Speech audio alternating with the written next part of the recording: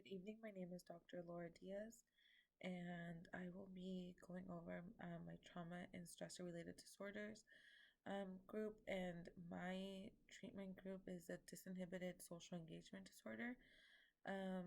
My patient's name is Danny Olson. He's 5 years old, and his differential diagnosis is disinhibited social engagement disorder.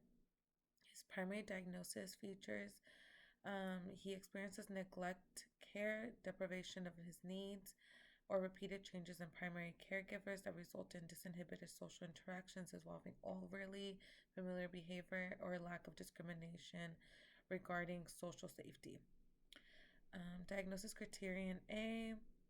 The child exhibits a pattern of behavior involving approaching and interacting with adult strangers as shown by at least two of the following. So for one, he lessened or lack of self-control in approaching and interacting with adult strangers. He's overly familiar verbally or physically with adult strangers. There is lessened or lack of checking back with adult caregivers, even in unfamiliar environments, after wandering away. For the child, willingly goes off with adult strangers with minimal or no hesitation. My client shows symptoms that concern his family. What did concern his aunt, who he is living with, his primary caregiver, was that he would walk up to strangers and take their hand or climb onto strangers' laps just to sit on them, and he would hug them. There were a couple times when she took him with her to the mall, and after he wandered off without checking back to make sure his aunt was still there. After a brief search, she would find him talking to strangers. For diagnosis criterion B, the child's impulsive behavior is not due to ADHD. His impulsive behavior, again, is not due to any medical condition. The child has experienced a pattern of extreme inadequacy in care, as demonstrated by one or more of the following. Adult caregivers fail to provide basic emotional needs or comfort, stimulation and affection, which results in social neglect or deprivation. Two, repeated changes in primary caregivers and limited opportunities to form stable connections.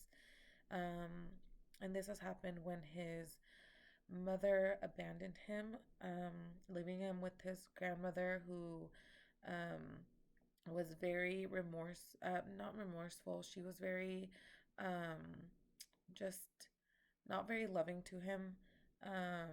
And then she ended up having cancer, and she passed away. So at the moment, he is with his aunt, and she is the one bringing him in. Three, unusual care settings that severely limited opportunities to form attachments. Danny was also confused about who his mother was, and as he was left with his grandmother so often, regardless of who he was with, he was often left to his own devices. Even at the age of 2, when his mother turned 18, she left Danny with her mother while she went on a road trip with her friends and never returned. Soon after, his grandmother became ill with cancer, and it went even in a more downward spiral of neglect. Diagnostic Criterion D. It is believed that the negligent care is responsible for the disturbance of behavior. The client's symptoms, Danny was downright clinging. This behavior was not concerning to her, considering he had been abandoned by his mother and recently lost his grandmother. Diagnostic Criterion E. Danny was often confused about who his mother was, and he was left with his grandmother so often. So at the age of 5, he is being evaluated because of his inappropriate interaction with others. His multi-axis diagnosis, for axis 1, it's disinhibited social engagement disorder. For axis 2, none. Axis 3, none. And axis 4 is negligent parents, repeated changes in primary caregiver. So that leads to Axis 5, which scores him at 65 for the reason that he is in he puts himself in dangerous situations without being able to differentiate between a good person and a dangerous person. So for theoretical perspective, family perspective, symptoms may be due to his mother's neglect and non-responsive environment. She was not always there to respond to his needs. He was often left alone with his own vices. She soon left out of his life and left him in the care of his grandmother. As a result of the negligence, he displayed extreme neediness.